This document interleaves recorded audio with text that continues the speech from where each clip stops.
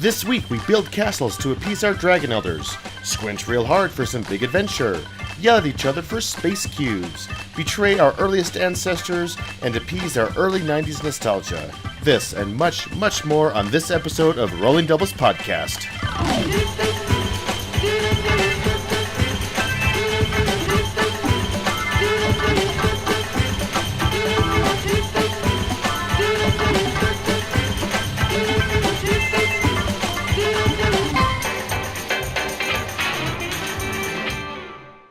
Welcome to Rolling Doubles, a podcast about two board game enthusiasts who have never met and rolled the dice on friendship. I'm Jacob. These are hard to come up with. Russell. And I just want to be nice, Ryan Schneider. I'd call you nice. Maybe not to your face. No, I'd call it to your face as well. I've been doing a lot of thinking, and I just realized that some of these past introductions I've been really mean. I felt like I've been negative, and I want to be a positive. I'm a happy person. I'm a positive person. So I think moving forward, I just want to be nice. I'm just going to have these be uplifting, positive introductions. That is beautiful and super cheesy, but beautiful. I don't know, man. Episode 5, here we go. Yeah, we are on a roll here, consistently releasing every other week, which is pretty good. Yeah, this last 2 weeks flew by. I know, I'm shocked we're already here again, in the chair, talking about board games, which we should do right now. Let's do it. I know that you have a board game that has been one that I've seen that I've had my eye on, but I've been intimidated to try it. We're not talking about Twilight Imperium. Can you tell us what game you've been playing recently? Oh, that's interesting you compared it to Twilight Imperium because there are some overlaps. But the game that we're going to talk about first is Sidereal Confluence, but that's not the whole name. Hold up. Trading and negotiation. Oh, there's more. In the Elysian Quadrant. That's right. A Sidereal Confluence, trading and negotiation in the Elysian Quadrant. I say sidereal. I know. I did too at first, and I think a lot of people did. But then other videos I was watching for reviews, they pronounced it correctly, which is sidereal. I'm assuming it's a real word. Maybe it's not. I know confluence is. But anyway. I know this and name, is a word. And is definitely a word. And trading. I know those words. This game is completely over the top.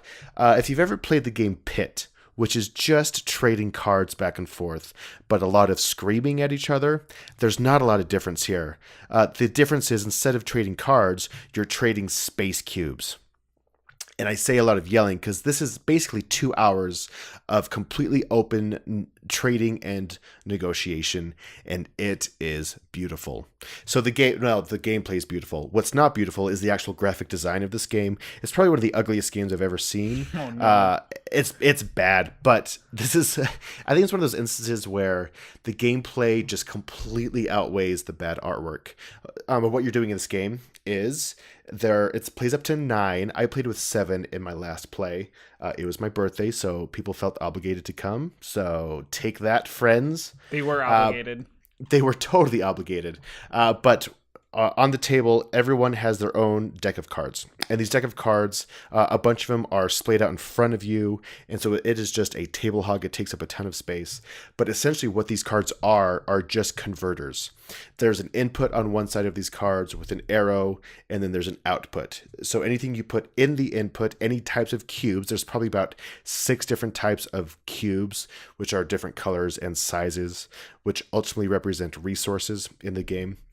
But once you put these in, you'll go ahead and receive something else outside on the other side of these cards.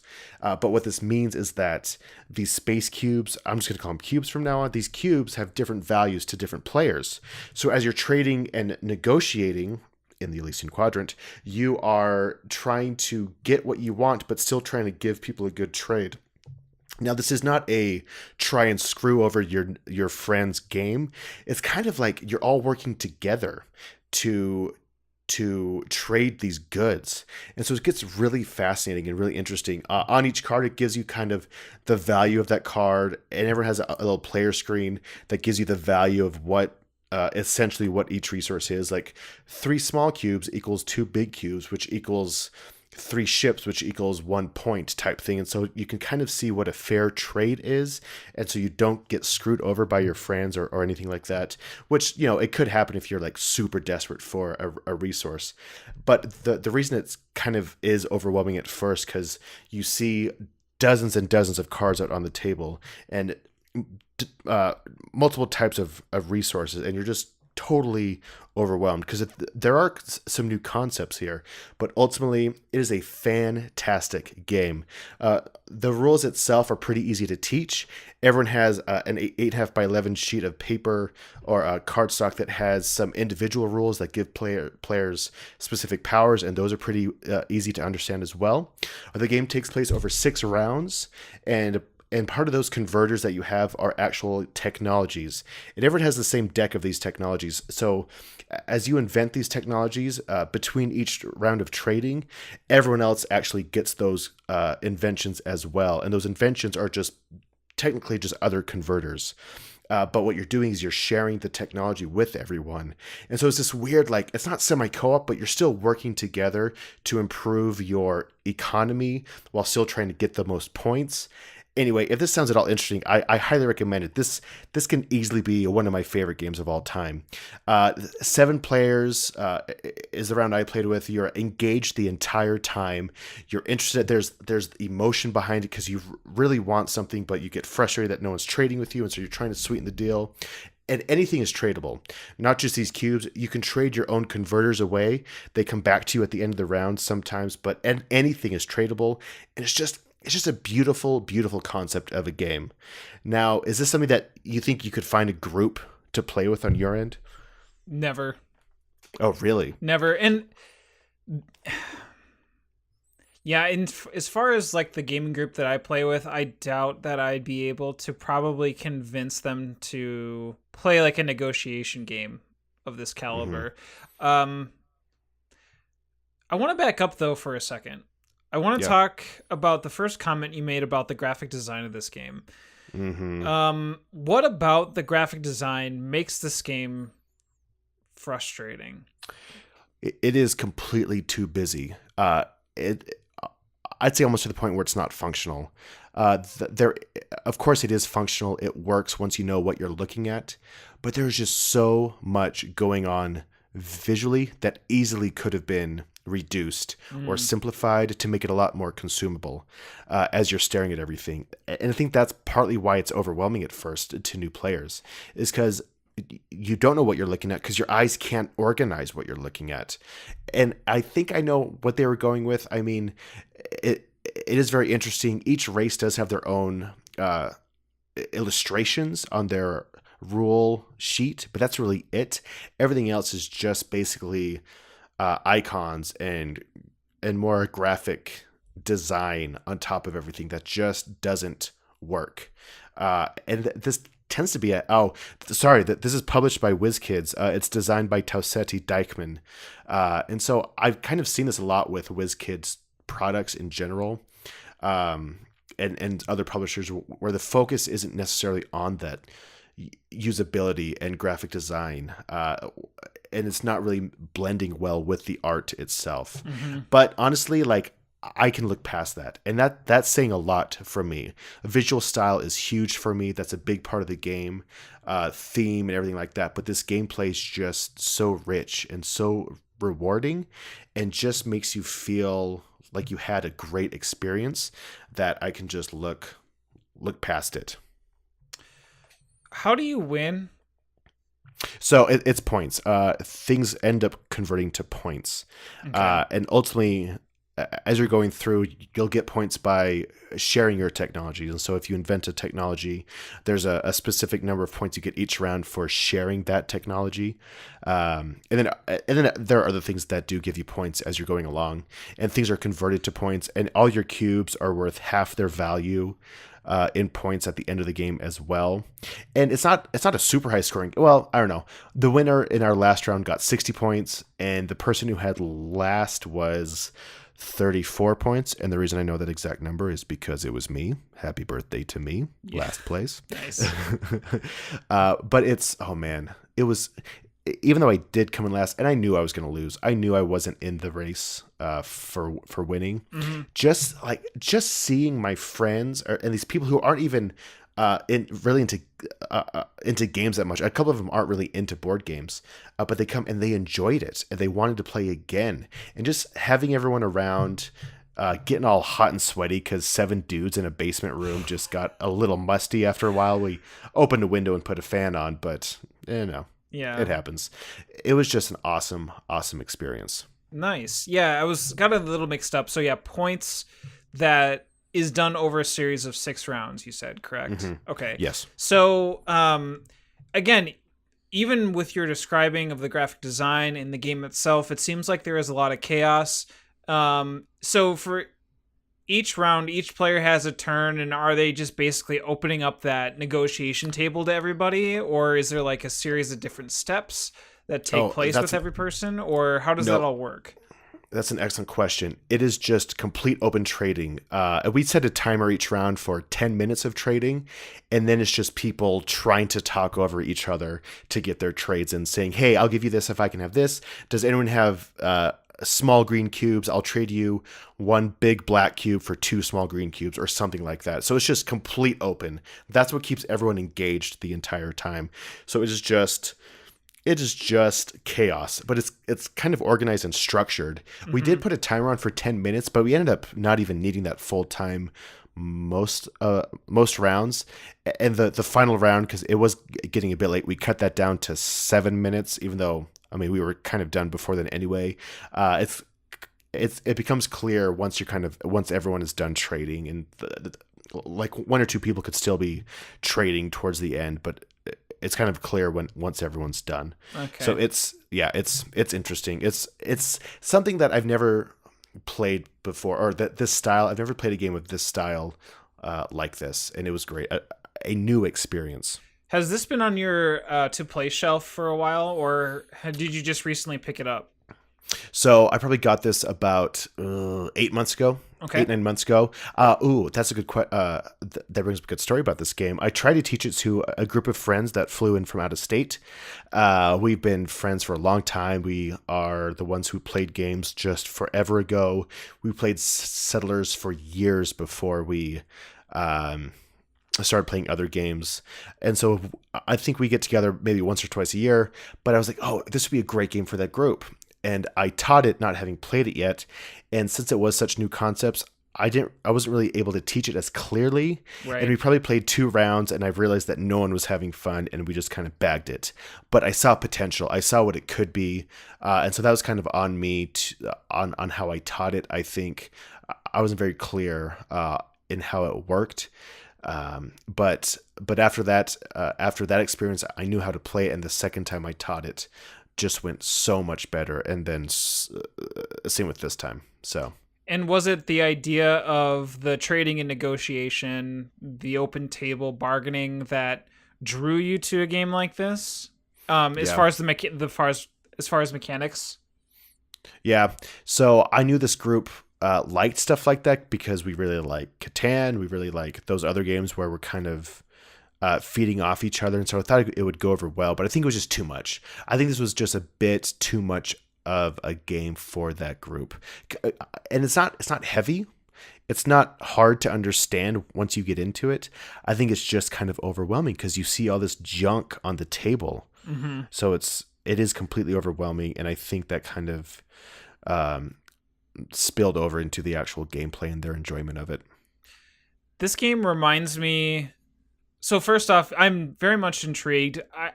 Sidereal. I know.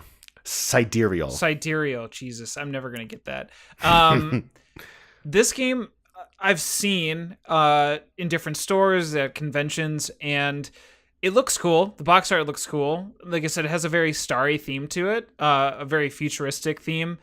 So I'm drawn to those types of games. But I've heard that it is a game that has polarizing reviews.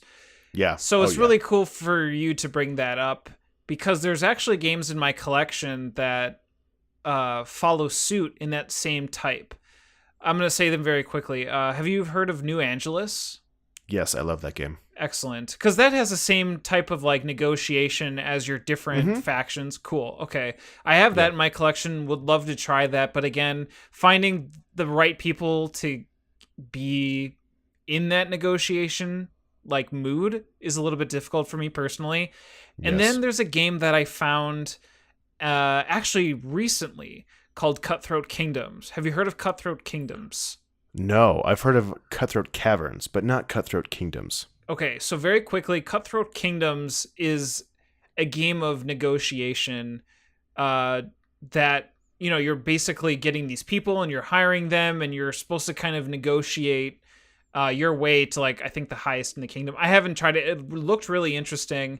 It's by AEG. Came out like last year, I think. But it's very similar in that, like, there isn't specific things that you can bargain for. You can pretty much bargain for anything. Like, you can be like, if you let me go first, I'll give you like these cards. Like, bringing those mechanics into the whole, like, I don't know, to the board, to the table, right? And versus just being like, I'm gonna trade you some red cubes to green cubes. It's like, no, man, I'm gonna give you, like, you know, my turn order or something, like, kind of you know, I don't know, rules wise that normally you don't ever tend to think about towards the game. So right off the bat, those are games that I have in my collection that I hope to play with, and I don't think require as many as 7. I think maybe they go up to like 4 or 5 each.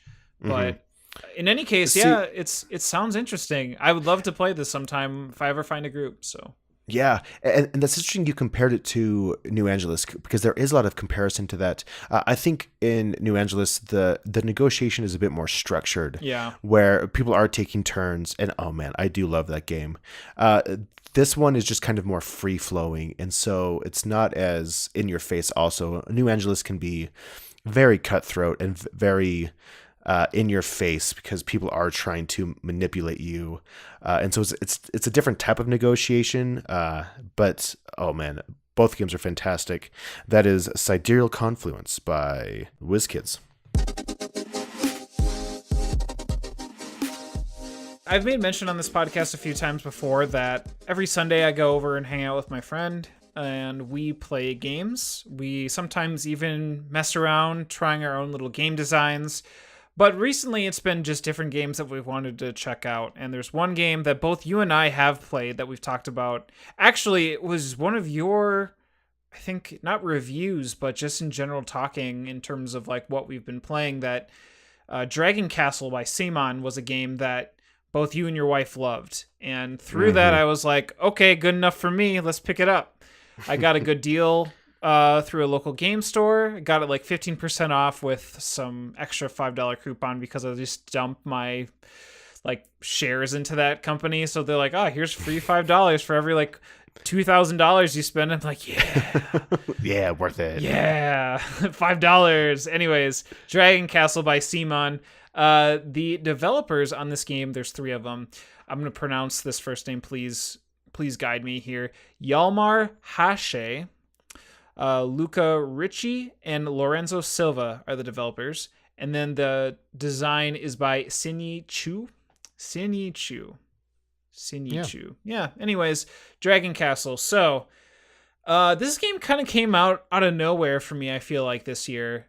Came out by Simon. I know Simon, does more than just your Kickstarters. They have been putting out a slew of just different straight-to-store, straight-to-retail games, and Dragon Castle being one of them. And what's really cool about this game is that it's very inspired by Mahjong. Mahjong being the tile-laying game with the different symbols, and I think you're trying to match pairs, and you're, like, set collecting. And, I always refer Mahjong to like an old, person game, which isn't necessarily the case. And definitely Dragon Castle is not a game that I think would fall into that category.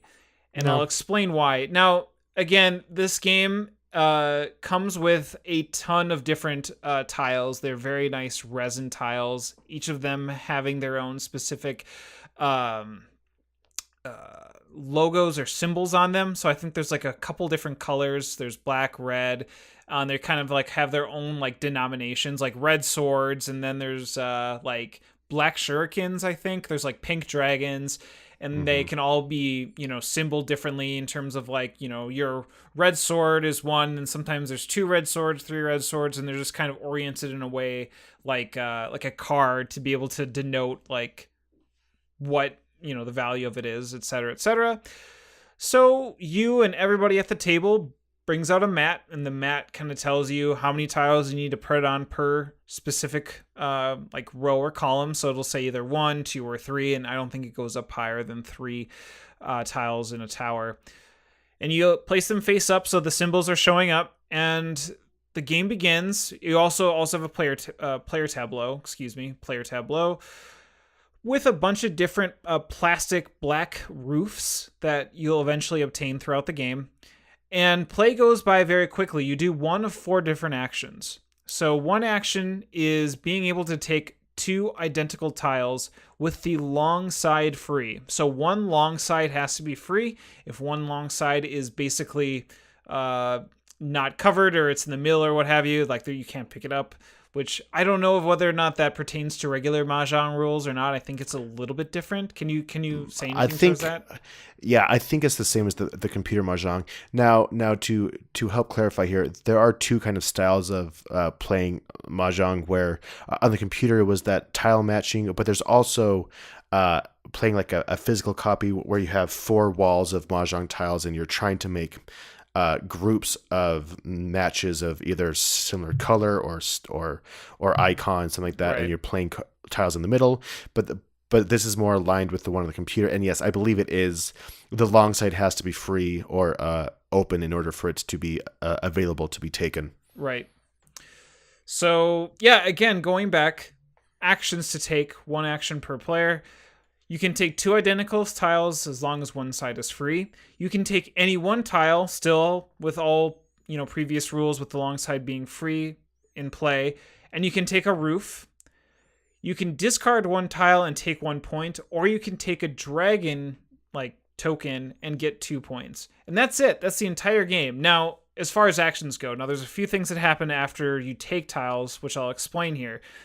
With the player tableau that you have, it looks very similar to the game board that you put out and stack all the tiles on.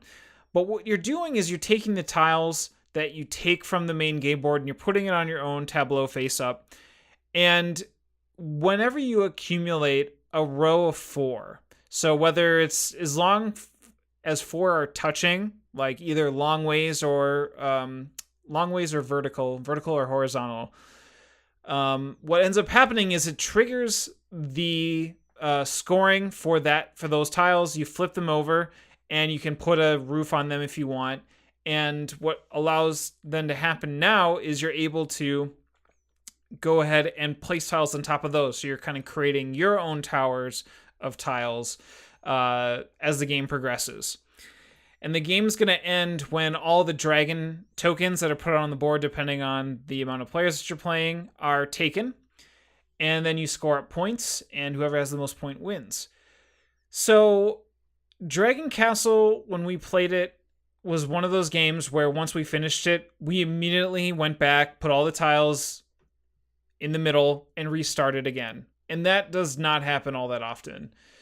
Mm-hmm. This game is very easy to teach. It's very easy to play. It just has that the design, the manufacturing, the quality, I think is, for the price, is really well done. Oh, I agree. I was actually shocked with the price of this game for what you're getting. Yeah, it's like was it 40 or 50 $40? Yeah, but it's like high quality components and a lot of them.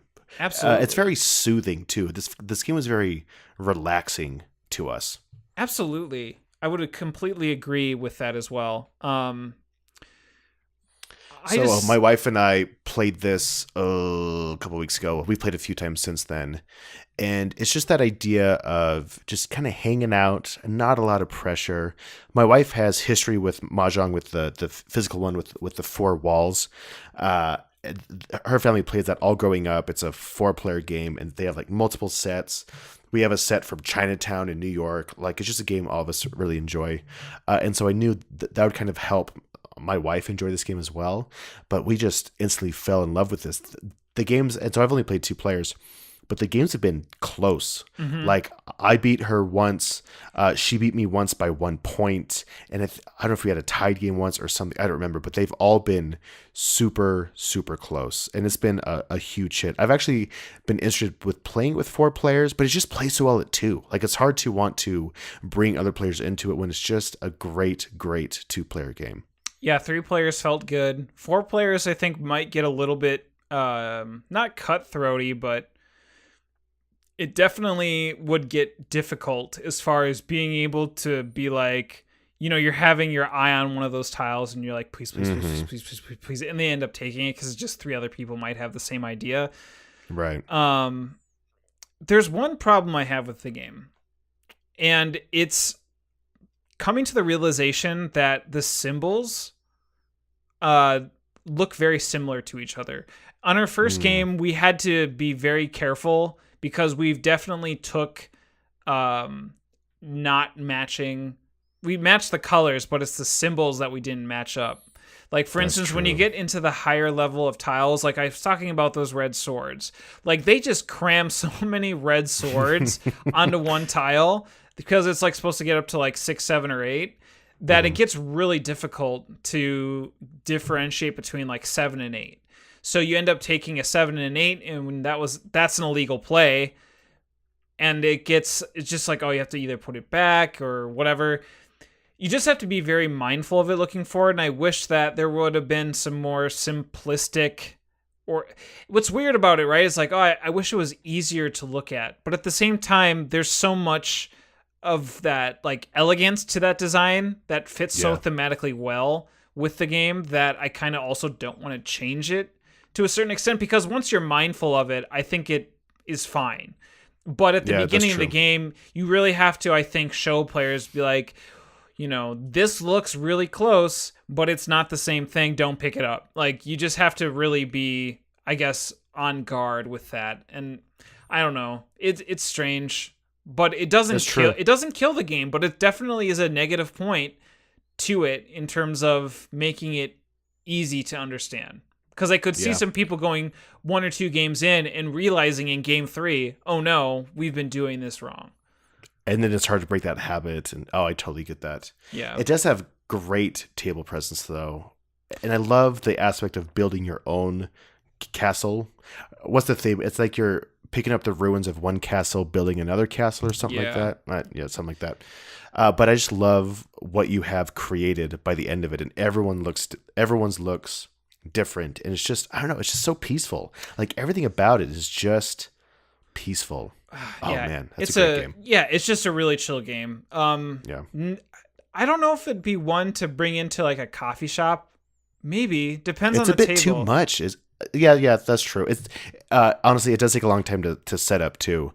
I don't know. I guess if you have multiple people doing it, my wife is like 6 months pregnant, so it's mostly her saying, "You set it up, and I'll come in there and play with you right now." So on my own, but honestly, like even setting it up is peaceful. It's just very therapeutic. It's a very therapeutic game. Like sleeving cards. Oh, exactly, like sleeving cards. Like sleeving cards.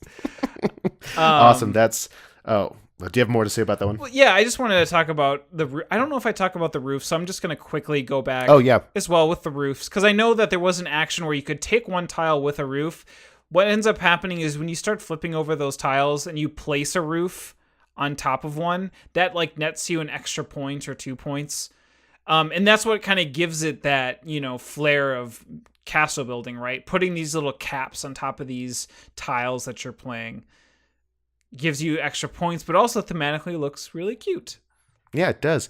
And I think our games were only around like 20 points. And so it's not a high scoring game. So if you're getting 1, 2, or 3 points from your finished castle roofs or whatever, it's a tight little game and it gets pretty close. So 1 or 2 points is a big deal. It is a big deal. Almost like this game. This game's a big deal. You're a big deal. Your mom's a big deal. Your dad's a big deal. He is a great man. I've got nothing. You win. That's Dragon Castle by Simon.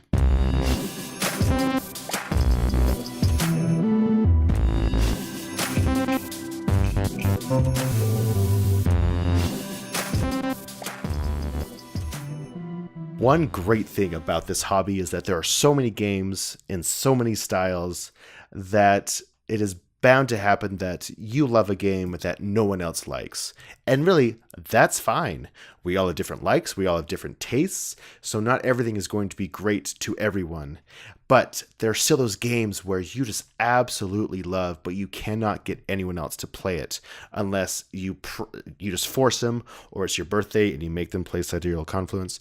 And so we each have those games. So one thing I want to talk about is those games that we absolutely love that we cannot get other people to play. And I'm going to start this one because it's my turn to talk. Talk away. Talk away. So the game I'm going to talk about for this, it's a game that came out a long time ago. I want to say, I actually don't know when it came out. I forgot to put that in the notes. But it is called Primordial Soup. It was published by Z-Man Games. It's designed by Doris Matthaus and Frank Nessel. And like I said, published by Z-Man Games. And in this game, what you're doing, it's a bizarre game, but what you're doing, the board is essentially, it's kind of primordial soup. It's where life started. And so you play as amoebas flowing around, being at the whim of this goop that you're just going north or south or east or west. You're just kind of floating around trying to absorb other amoebas. And your amoebas are represented by these wooden pieces, which is like a flat piece of wood with a dowel stuck in top of it. And you're putting beads on the dowel that represents your life, and things happened each round, or I don't know if it's every couple of turns. The tides, not the tides, but like the flow, the current of the soup, let's just call it, shifts. And so everyone just kind of flows with where the game board is going. And on your turn, you're able to eat goods, or not goods, but you're eating things, nutrients, and there's only specific ones you can eat, and then you're pooping out other nutrients for other people to eat. And so there's this weird like pulling cubes in and dispersing cubes out for other ones. And so there's this kind of strategy level, and you're powering up your amoebas as well as you're playing. The reason I'm having a hard time explaining this is because it's a weird game. This is a strange game, and I don't get to play it that often because, like I said, I can't get people to play it. It plays up to 4 players. There is an expansion out there that brings it up to 5. That if I saw it somewhere, I would totally buy it, but I don't have it. I know. But yeah, it's called Primordial Soup. I know other people like it. It is out as a different title. I believe it was, I want to say, a German game. And so there's a different title there. But that is just a game. Now, is this a game you've ever heard of, or have you ever played it, or is this completely new to you? I think a very long time ago, I played this game. I think I have vague remembrance of a game that I played when I first started doing game nights. Mm-hmm. That was extremely similar to what you described. Yeah. And I did not like it. It was around. See, and that's the thing. Like, I might be the only person on this planet who likes this game. What on earth draws you to this game? I think it's just it's so unique. It's so unique, and it's a fun game to play. Who wouldn't want to eat excrement from other players? Not me. You need to check your priorities, mister. Oh my God. I know. Honestly, I want to pull it out again and play it because it's probably been at least a year and a half since I've played this game, just because I haven't been able to. And I want to know if the charm, it's a charming game. Oh, that's a good word for this game. It is very charming. And I think that's why I enjoy it.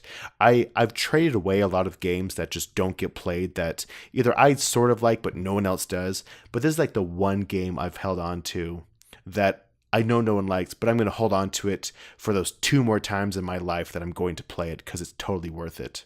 I think I found it originally. There was this small little board game store that was around when I was getting into the hobby that's around no more, but it's called Board Game Revolution in Orem, Utah. But it was beautiful, and they sold their games below MSRP, so oftentimes even below Amazon. I don't know why they're not in business anymore. Weird. But I know, weird. But it was just on their shelf there, and it just kind of, the art is cute. It's just it's a weird game. But that is Primordial Soup by Z-Man Games. Weird. You're weird. I am weird. You're Ain't that weird. the truth? However, this game that I'm going to talk about next, I think is going to be extremely polarizing as well. Well, wait a second. Yours wasn't really polarizing. I'm not sure. No, I think everyone just hated it. I'm trying to be nice. What's happening right now? I just Hey, no. I pooped in your primordial soup. It's thematic. Here's the thing. My pride is not based on if people like the same things I like. I can like what I like. Gosh dang it. Absolutely. No, that's fine. I just really primordial soup just off the title alone, I don't get jazzed about it. I think it's the word soup. Really. It's a weird word to have in a title. Yeah, it's a weird word in a title for a board game. Not the only game I have about soup, though, I just realized. What the heck? You have another game about soup? There was this micro game that, I want to see TMG did a few years ago called Burgoo. And it was just a few cardboard chits. It was like $8 or something like that. It's about building soup. Do you just want to be like a can of soup one day? Like, do you want to be cream of mushroom soup? Would there be a game just if I were to make a game about soup cans? Would you be in on that? Here's the thing. I actually don't really like soup. Well, now I'm just confused. I know. My wife will make soup for dinner and she'll put a lot of time into it and I will eat a quesadilla. I'm a terrible husband. I hate soup. But you love primordial soup. It's the best kind of soup. I don't. What a weird conversation we're having at 10:17 p.m. on a Tuesday. I don't like soup. Wait, hold up. No. I'm going to make a transition here, okay? I like soup more than I like this next game. Really? Yeah. Okay. Yeah, sorry, it's completely sidetracked. But the game that I love... okay, hang on. Love might be a little bit too... Not harsh, but too strong of a word. I like this game a lot. If someone were to suggest this game, I definitely would play it. But my favorite game that nobody else likes, including my co-host, is Betrayal at House on the Hill. And we're talking the recent, the recent reprint. The recent, with the bad counters and the minis that look like someone just spent 5 minutes slopping paint on them, just dumped them into the tray. That Betrayal at House on the Hill, which to this day I still can't say the full name. The only reason why I'm getting it now is because I'm looking at it at our show notes. But if I were to look off screen and be able to tell you, be like Betrayal on the House of the Hills. It's just one of those things that they're just say Betrayal. Everybody knows but just say Betrayal. Everybody will know what you're talking about. Yeah. But Betrayal is one of those games that for me, I personally enjoy. I think Betrayal was the first game that took board gaming for me and flipped it on its head. The idea that someone at any point in the time would go crazy, literally to the point where they had to get a separate rule book, walk out of the room, learn a whole set of rules, and come back, to me, I was like, this is the best thing ever. I mean, seriously. That's where it falls apart to me. Oh, it falls apart for those people. Absolutely. I know. It was just hard. I think I played this early on in my hobby days with this hobby, but I would explain the game, and then we played it, and then one person had to leave the room, and 15 minutes later, he comes back. He's like, I don't get what I'm supposed to do. Anyway, I think it's one of those games where it is completely hit or miss depending on the haunt that you're playing, right? Right. And there can be amazing ones. I think we just got a couple crappy ones in a row. I would love a cleanup version of this. I don't know. Did the expansion help it at all? Nope. Did you play with it? Nope. It did not. Funny. It just made things a lot worse. I think it fits the game, right? It fits, I think, True. what people who love the game expect to see out of a Betrayal game. But for making it easier for people to come in and enjoy it, absolutely not. They are completely off the wall. It still is completely broken. It's just how Betrayal is. It's not a game that I play every week. Not a game. It's a game that comes out around Halloween. Yes, yes. Well, see, and that got replaced by second edition of Mansions of Right. Madness for us. So, and what's funny is I remember the first time playing this, someone got stuck in the basement, and then just had to like be on their own, and then they died from the haunt. And then I learned later on that happens frequently Yeah. to multiple people. I think it's a game about expectations. I think if I understood what I was getting into, initially, I think I would have a completely different mindset of it and be on the same level as you. Here's the thing: I'm not even super critical about games. I love crappy games like Primordial Soup. I was gonna say Primordial Soup.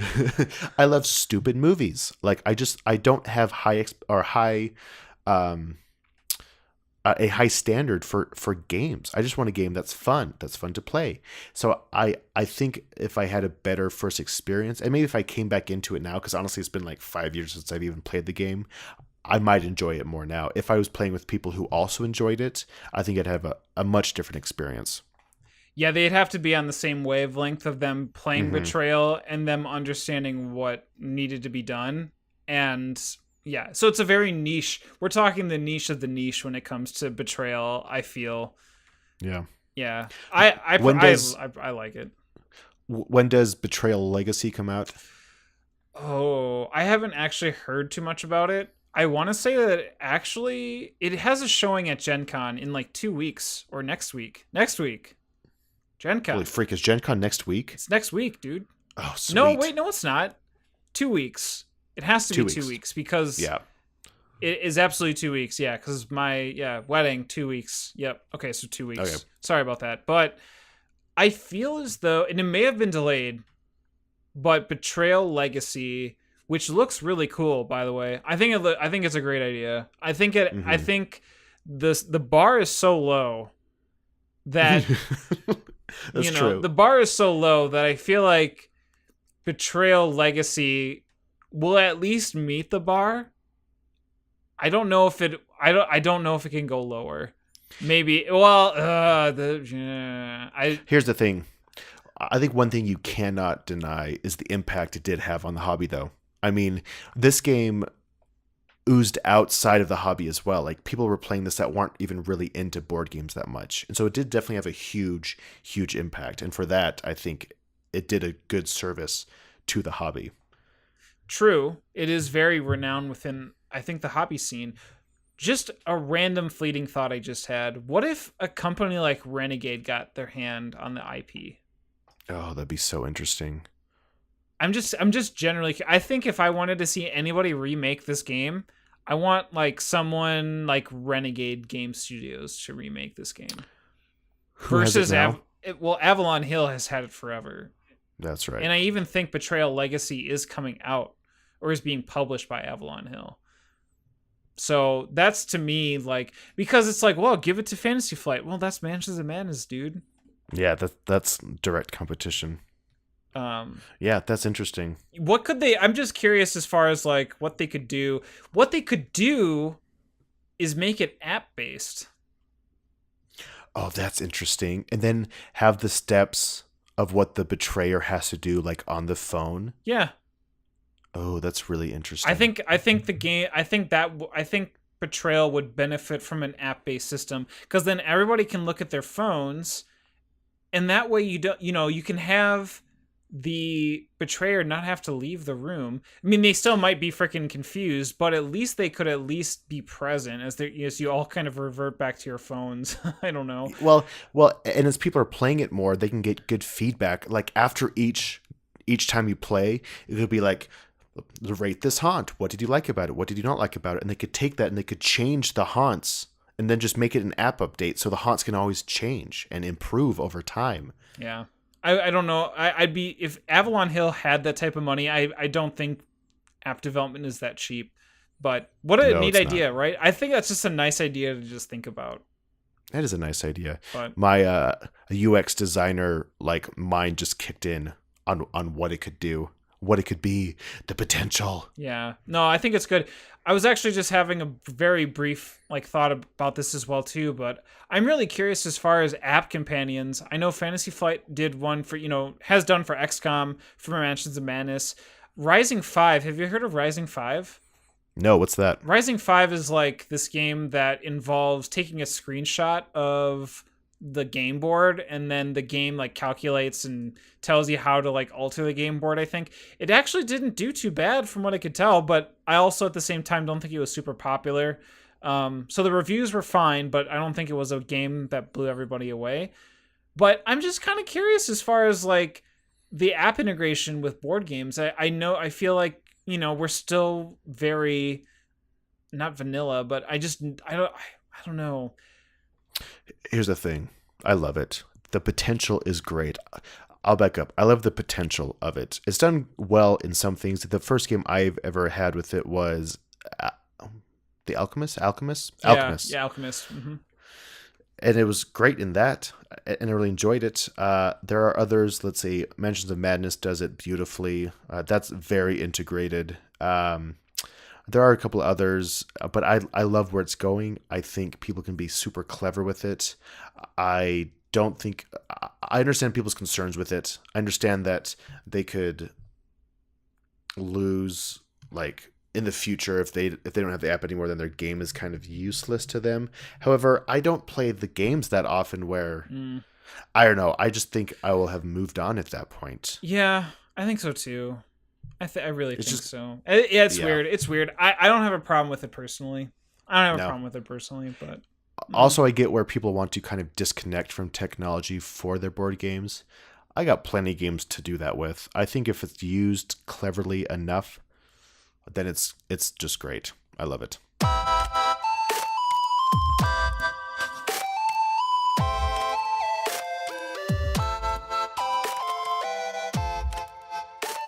The next game I want to talk about is also an older game, The Battle at Kemble's Cascade. This came out in 2014 from Z-Man Games.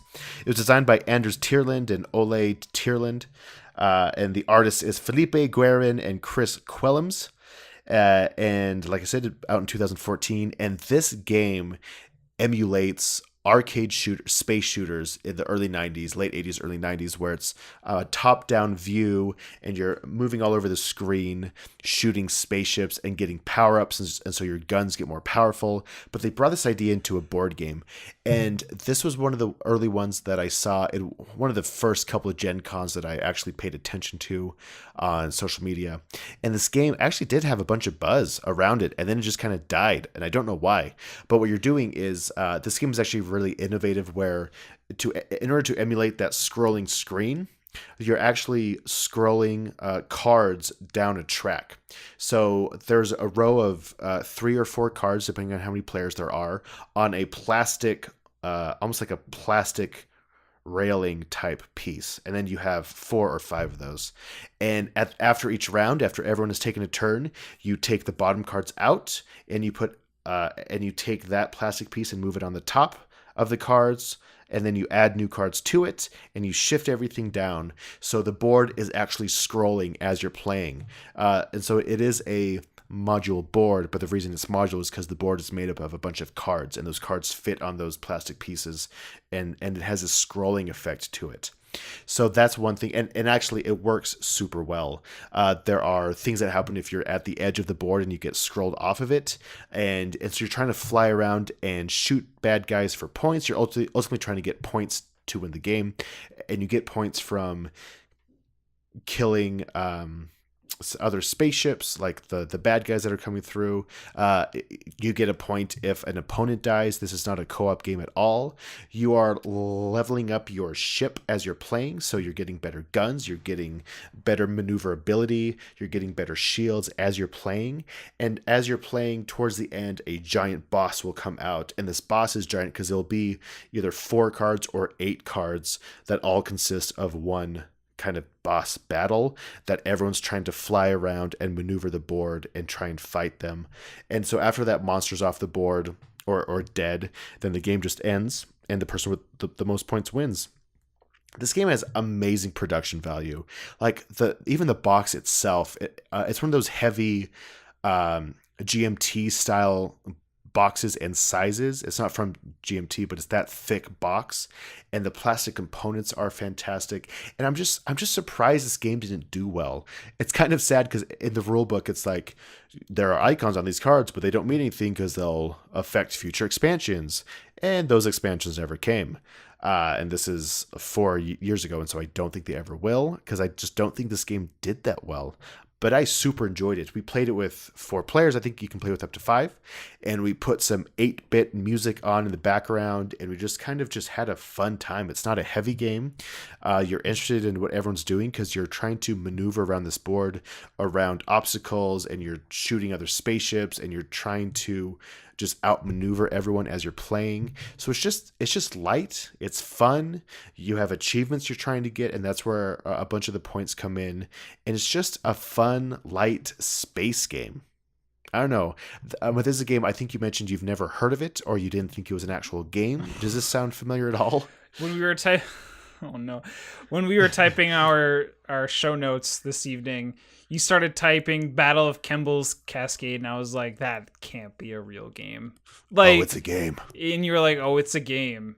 And then I punched it into BGG, and I was immediately blown away by that box art cover.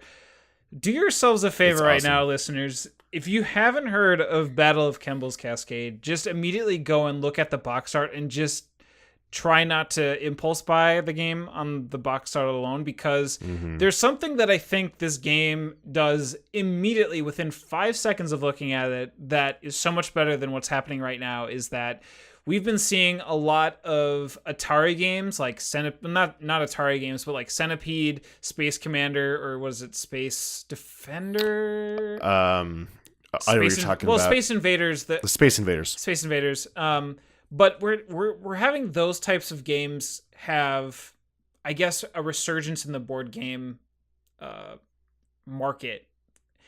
And I feel like this original, like taking the essence of a game like that and creating its own unique style and visualization to it is what gets me excited to hear. Well, just excited to learn more. I really wanted to hear this when I found out what it was, and it's really cool what you described to me. Sure, it plays a lot like what you would expect for a game that, you know, where you're emulating, you know, just a standard, you know, top-down, you know, airplane shooter. But to me, that's really cool. That's really cool that they did that.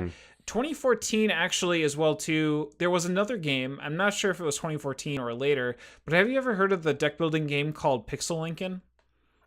Oh yeah, on Kickstarter. It was right when like Boss Monster. It was like just after Boss Monster, which also kind of was part of that big resurgence in 2012, 2013. Yeah, both of those games, Boss Monster too. Wow, that still is actually pretty. That game's going strong. Boss Monster. I know, still. I liked it. I had like the original edition. I got rid of it. I don't know why. I get rid of a lot of games. But it was fun though. I enjoyed it. But yeah, Pixel Lincoln is that same kind of idea or style. But this is not just based on the style. There's a lot more going on than just that style, right? Absolutely. Pixel Lincoln, not only, it's a weird theme. It's like you're a pixelated Abe Lincoln that uses like meat for like ham hocks and steaks and like different meat things to use as weapons against your foes. Super totally bizarre. Makes sense. Super bizarre. But what I wanted to bring light to was that very similar. It wants to mimic like this 8-bit/16-bit movement on a 2D plane, much like Mario, by having these cards that kind of come on and off the board as if you were scrolling through a 2D world. So hearing that Battle does something like that similarly is really cool as well too. That they have like this whole sliding down system that emulates that, which is really neat. Well, and what's interesting with this one is that there are only about 8 different types of upgrades you can get, but there's different levels of those upgrades. But in one game, in no way can you get everything. And so you kind of have to choose a different path each time you play. Do you want to go more maneuverability this time, or more or stronger weapons, or kind of a blending of the two, but just be a bit weaker in both of them? So there's definitely decisions to make, and it's not just like a straightforward, the same thing's going to happen every time, because there are different difficulties of cards. So the board is getting more complex as the game goes along, but they're in different orders. There's cards that are not even in every game. So there's a lot of like replayability in this as well, like a surprising amount. It's a game that I want to even play more often now. I've played it a few times in the past few years, but it's one I definitely want to pull out more. That's really cool. Thanks for sharing Battle of Kemble's Cascade. By Z-Man Games.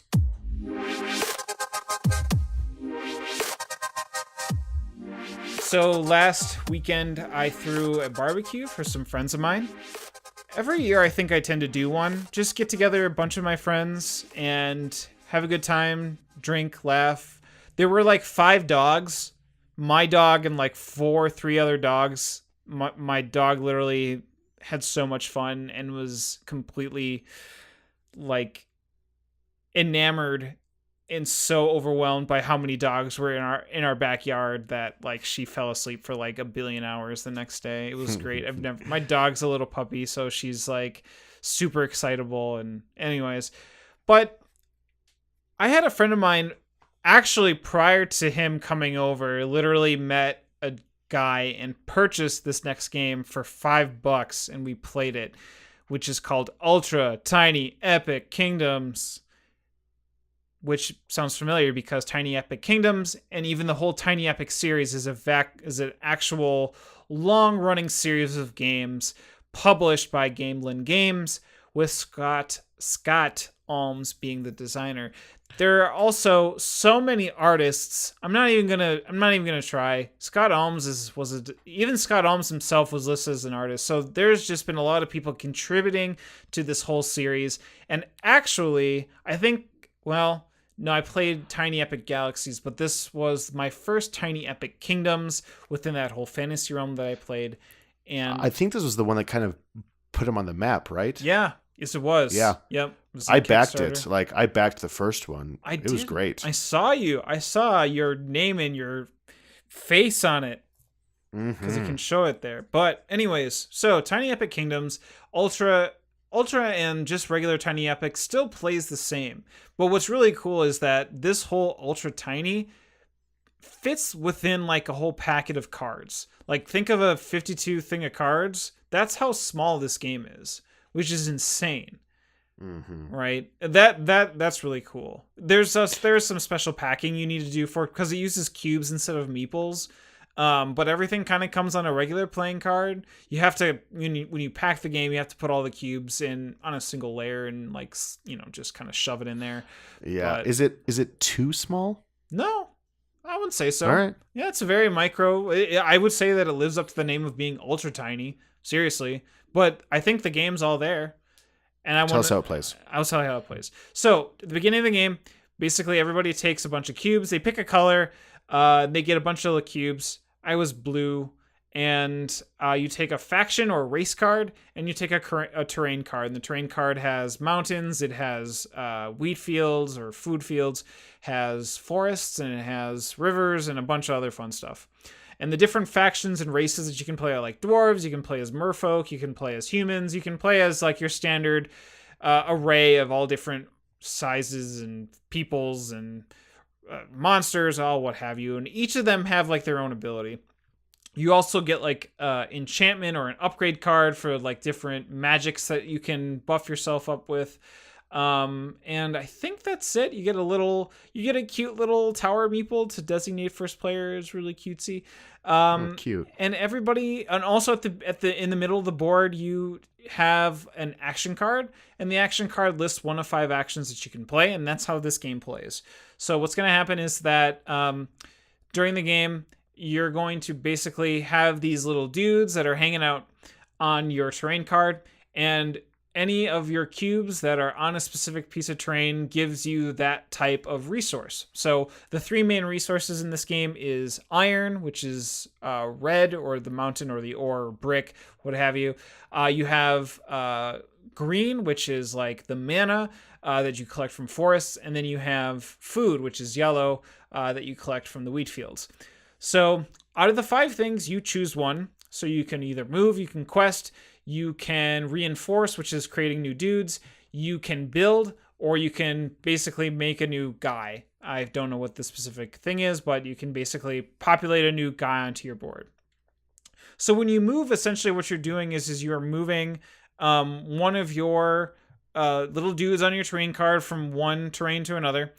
When you quest, that actually takes a pawn from your, like, on the edge of the card. Like sometimes the like terrains will, kind of hit the edge of the card. You can actually move it over to another person's terrain. So like you can quest onto someone else's to kind of gain territory on that card, which is pretty neat. You have, again, once the ability to build, which means that you can go ahead and start moving up this track as far as being able to have like a special thing that, or points, I think, accumulates at the end of the game for the more you build. And then you can also enchant, which means that, or you can like learn the magics where you can kind of increase in the skill tree or this enhancement tree that gives you this asymmetrical taste of the game. Like, for instance, I was the dwarves. So the dwarves had this innate ability of being like, if you were higher up on the build track and someone else tried to build at your level, like they had to pay an extra ore to do that. And that was my own ability that no one else could have. So that was pretty cool.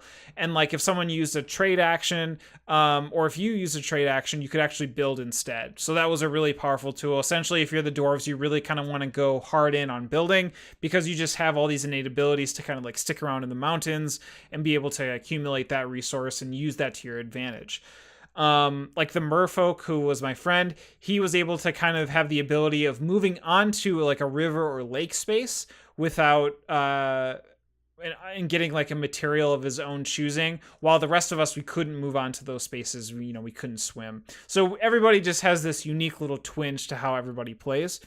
And yeah, so what ends up happening too is like you end up having people encroaching onto your terrain card, and what you can do is you can have like these little tiny epic battles. Go figure. And and what ends up happening is you kind of cover up your card and you end up wagering on this war track a certain number of resources, very similar to Scythe, where you have to kind of wager like these different cards and resources, and you reveal, and whoever has the most ends up winning, and then loses all those resources, and the other ends up losing their cube and what have you. So it ends up kind of becoming just, I don't know, a very easy way of being able to deal combat. And yeah, it's just like, think of a 4X game. I think it does a really great job of being able to, in your pocket, replicating a 4X game. Not too much. It does. Yeah, go ahead. Oh, I was saying it did do a great job of it. I actually really enjoyed it. Thought it was super clever. I don't remember why I got rid of it. I traded it, and I don't even remember what I traded it for. No, I'm sure I traded it for something super worth it.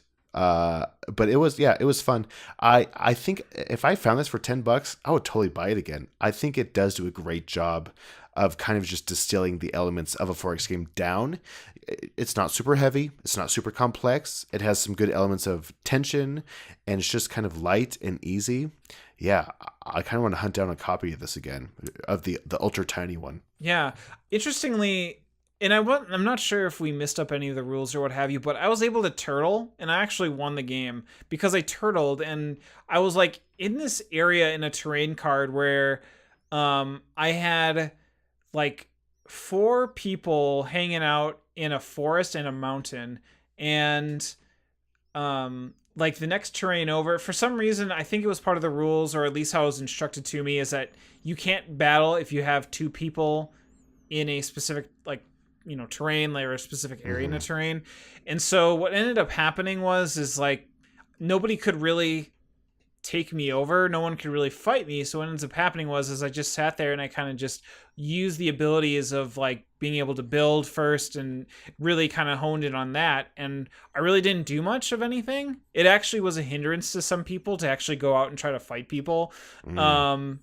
And so, like I said, I was just able to kind of like hang out in my own part of the, my own side and just get what I needed to do and win, which kind of felt a tad bit anticlimactic. And not, like I said, I don't know whether there were some rules that we missed or if people just for whatever reason didn't see me as a threat and didn't feel like I could actually pull off the win as I did. But so I am kind of interested in wanting to see if that, like, if I were to play the dwarves again with a different terrain card, what kind of position it puts me in. But beyond that, yeah, like I said, for $5, carry it around in your pocket. It easily works to play. I think gives you that. I think gives you what the title of the game says it's going to be. It's going to give you like this really kind of 4X tiny epic experience. And I actually looked for this game in its original big box form, quote unquote, because it even still is in a tiny box for what it is. And I'd love to play this game again. So yeah, cool. Props. Ultra Tiny Epic Kingdoms by Gamelin Games.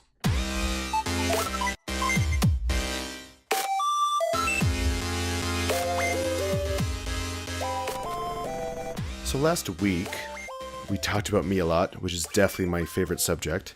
But this week, I want to ask you a question.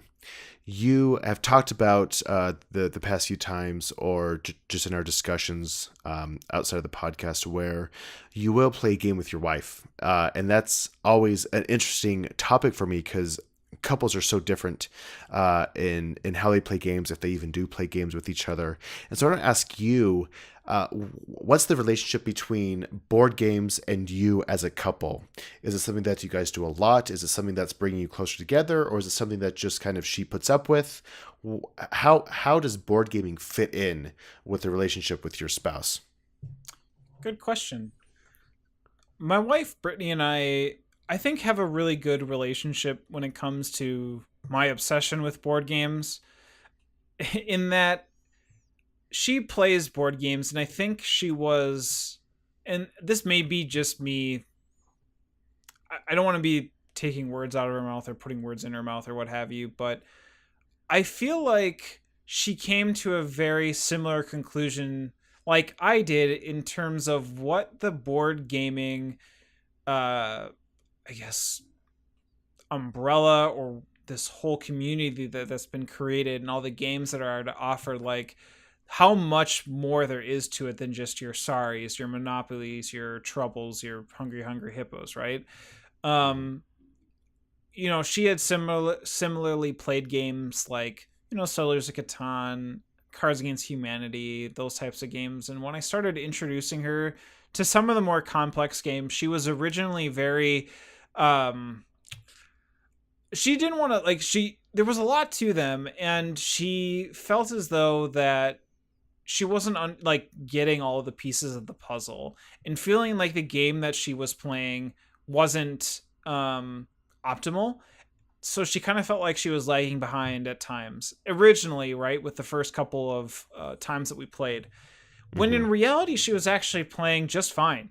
I think for her, sometimes games and the intricate rules, I think for anybody can be confusing, but she and I have played games. It's not like every week. Like I know you and your wife, I think, play quite a bit, maybe at least once a week. For her and I, it depends. We're both very busy people. I think maybe once every 2 weeks, every 3 weeks, I think we'll sit down and try to play something. I think a couple podcasts ago, I know that The Fox and the Forest was a game that both her and I liked and actually played a few games in succession. And I know that that's something that she really enjoyed. We really love to get together with another couple, and that, they've just recently had a child. And so they've been trying to readjust their lives and being able to figure out, how can they still game, but also, take care of the little one. Yeah, and kids ruin everything. No, they don't. They don't. There's a will, there's a way. But, so keep in mind, I do have 2.5 children. So anyone out there who is hurting that, I do have children. Right. Yeah. Listen to the last week episode to see how Jacob does with the insanity of the little ones and how they affect his life. But as far as myself and my wife goes, I know that she definitely loves to play with more people, with a different couple. In particular, we actually used to get together either weekly or bi-weekly and just try to get through our 2-play pile and just kind of get through them. And some of them were hits, some of them weren't. For instance, some of her favorite games are Viticulture. Great game. Yes. So I was like, "Hey, you want to play a board game about wine?" She was like, "Do I?" And we played a game about wine, and it was a lot of fun. We played a game. Oh, Great Western Trail. Have you played No. Great Western Great Western Trail? Great Western I've heard it's Trail? great. It's really great. That was No, I haven't. I've wanted to. I've heard it's just fantastic. Yeah, that game was a lot of fun. Getting that Western theme into the board game, which Western Legends is doing. I think it's a really underrated. I don't think it's definitely punctured the board game market. No, I think the only one I have is Flick 'em Up. Oh yeah, Flick 'em Up. It is Western themed, and it's a board game. Yeah, I think I don't know who it was I was talking with or what I read, but it was like I think Bang ruined it for everybody. Oh yeah, Right? Bang. I forgot about Bang. The card game. The card game. The dice game is fantastic. The card game is Yeah. not fantastic. Right. It was a different time back then, I guess. I don't know. Yeah. But anyways. Anyway, so, sorry. Yeah, no, it's fine. So, Great Western Trail. I really have to be better at my enunciation. Holy moly. But yeah, she liked that game. And she's now at this point, she's pretty much up for playing anything. Again, her and I just, in terms of our lives, we've been really busy. She's been doing a lot of freelance work, and I play a lot of Fortnite. I'm joking. I do a lot of. I've actually been out of the house a lot too. Playtesting stuff for leader games and participating in that. Also, we do a lot of stuff with our dog. She's going through puppy school, so we've been wanting to spend time with her and get her trained. And there's just been a lot of things that has been going on. And, when the night comes, we're just like kind of exhausted a lot of the times and just like, let's just watch something. But there are just, there are times where we'll sit down and play a game, and it's a lot of fun. It's really cool. Oh, yeah. So what do you think is your most played game together? Good question. I want to say that I would say recently it's Fox in the Forest, really. Yeah. Because I'm definitely so much Cult of the New. There's always something new that comes out, something new that I bring home. So when it comes to playing something over and over, it doesn't happen all that much. Yeah. Would you be able to identify her favorite game? Okay. Oh. Hard-hitting questions here. Yeah, this hits deep. She's probably like laughing right now as she listens to this because I'm really curious she likes a lot of the games that we play, especially if she wins. Yes. Oh, yes. Well, overall, what's nice is that she's supportive of your hobby. Would you say she's supportive of your hobby? Oh, absolutely. Yep, she's absolutely supportive. One of the best things she did was there was one time we were walking through a store and she saw in the corner of her eye a copy of Buffy the Vampire Slayer, the board game. Mm-hmm. And it was like Arkham Horror Mini. And she unwrapped the plastic. She punched everything. She set it up and had it home when I was coming home. And I was like, wow. Oh, that gets me deep. That was by far one of the greatest things that has ever happened to me. That's so funny you say that, because I remember like one night I came home and Gaia Project was already set up on the table because she liked it so much. And it was just, she's never done that before. And it just kind of took me off guard. That's so funny. Is there a better feeling than that? Yeah, probably. No, top five great feelings of all time. Oh yes. Having your top wife 5 for sure. having your wife punch a board game and have it set up by the time you come home from work. Oh, that's good. I mean, it's that's awesome that you have a lot of opportunities though to play both within your relationship and outside of it. And I think that's something that I know I take for granted a lot. To have a spouse that is supportive, and I'm just definitely grateful for that, and I know it's not the same for every relationship, and so that's just kind of why I asked. Now you've never had to. Well, I'll back up. Are there certain types of games that she just won't play, and not to even try a game like that with her? No, I think Brittany is pretty much up for any type of game that I feel like would be interesting for us to play. I do try to keep in mind different games that I think I want to like. It's interesting too because we've played games like Viticulture, we played games like Great Western Trail that are more of like kind of the heavier Euros. You know what? Actually, I know what types of games she won't like. She doesn't like long games. Oh Like yeah. she won't play Twilight Imperium. And that's totally fine. Oh right. Because I think Yeah, there yeah. are just other people that just don't want to play it for the time's sake. I think for her, having a game that lasts between an hour to an hour and a half at max, I think are her type of games. She doesn't like games where you bluff either. I don't think she sees herself as a good bluffer.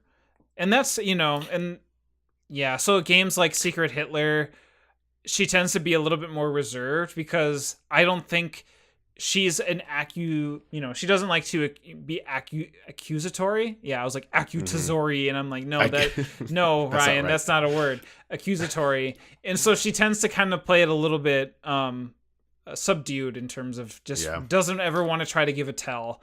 And so when you can't, and trust me, I'm like no good at it either, right? I would say that at times I feel like I'd have to probably have a little bit of liquid courage in order for me to be able to be like, you are the bad person.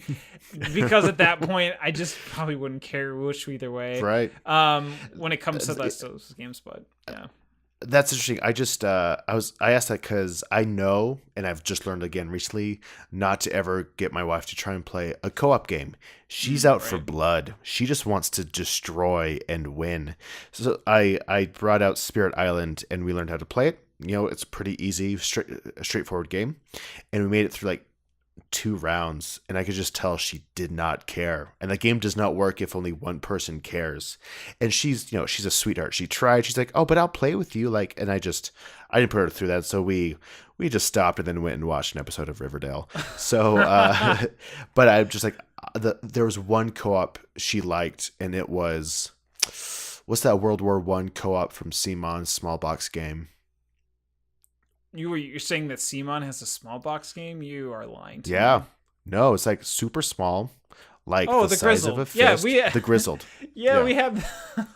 I think we talked about the Grizzled too. Oh, that's right. An episode Yeah. or two ago too. Yeah. Yeah, that's right. And so and she's like that. But it needs at least 3 players, and so we can't just play it with us 2. Anyway, Lies. Yeah, that's interesting. The expansion allows you to play. I even have the expansion. Yeah, at your orders, at least allows you to play solo or 2-player. Oh, I should bring that out. Yeah, try it. Yeah, try it out. Yeah, that's awesome. Well, awesome. Those are some great that's some great insight into your life. Thank you for sharing. Yeah, no problem. Well, that's it. Episode 5 in the books. What's the title? This has been. It's in the books. Is that the title? Yeah. Wow. Yeah, that fit right away. It's in the books. It's in the books. But yes, awesome. Thank you everyone for listening. All 2 of us are on the social media, on all the social media.